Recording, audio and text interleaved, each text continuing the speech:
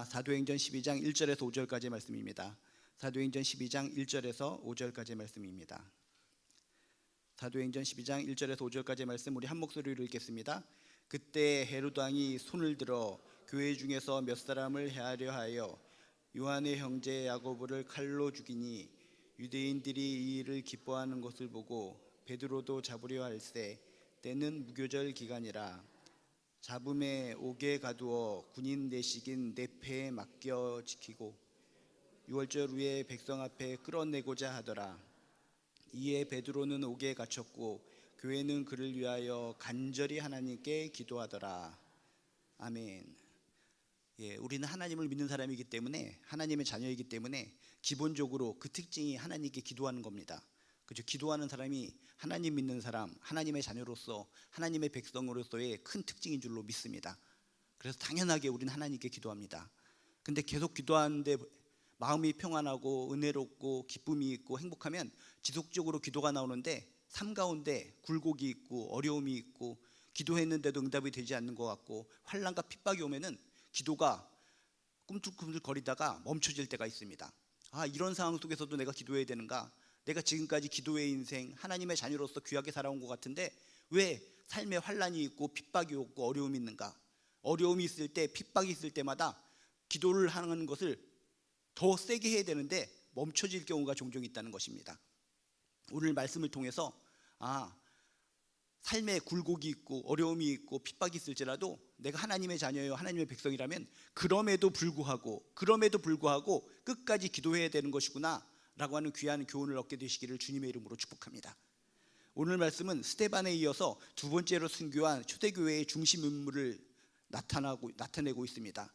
우리들이 알고 있는 첫 번째로 초대교회에서 순교한 사람 스데반, 돌에 맞아서 처참하게 죽어가면서도 하늘문이 열리는 것을 보고 정말 예수님께서 손을 내밀어서 힘내라 하는 모습을 바라보면서 몸은 육신이 고통이 있고 찢어지는 통증이 있지만 웃으면서 천사의 모습으로 하나님의 품에 안겼다라는 것을 우리가 배웠습니다.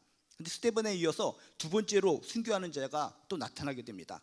그 사람은 바로 예수님의 핵심 제자 중에 한 명인 야고보 사도입니다. 12제자 중에서는, 사도 중에서는 처음으로 순교한 자가 바로 야고보라는 것입니다.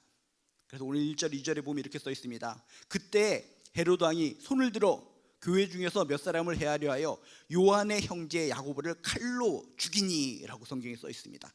그때 스데반 순교 이후에 초대교인에 대한 엄청난 핍박이 심하고 사람들은 이곳저곳으로 피해서 도망치면서 그곳에서도 전도를 하게 되었다라는 것을 우리가 기억하고 있습니다.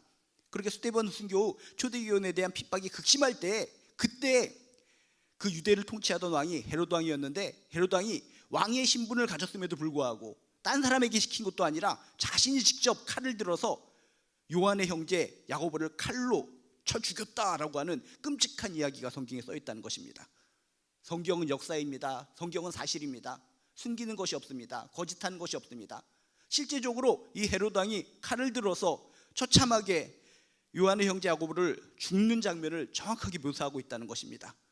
여기서 나오는 헤롯 왕은 우리들이 생각할 때 예수님이 태어날 때도 헤롯 왕이었는데 여기도 헤롯 왕이었네, 헤롯 왕은 굉장히 천년만년을 살아가나? 라고 생각할 수도 있겠지만 여기서 말하는 헤롯 왕은 예수님 태어날 당시에 통치하던 그 헤롯 왕, 그 사람을 우리가 대표적으로 헤롯 대왕이라고 하는데 그 사람의 손자입니다. 그래서 헤롯 왕이 그냥 헤롯 왕이 아니라 원래 이름은 헤롯 아그리빠 1세라고 불립니다.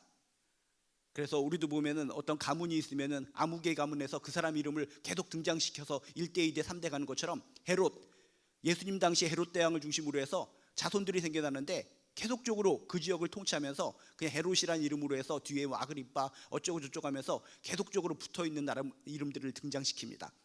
그래서 오늘 여기에 나오는 등장하는 헤롯은 예수님 당시에 그 헤롯 왕의 손자다라는 것을 기억하시면 됩니다. 근데 이 헤롯 아그리빠 1세는 이 초대교회가 시작될 때 그 지역, 팔레스틴 지역, 유대 지역을 전체로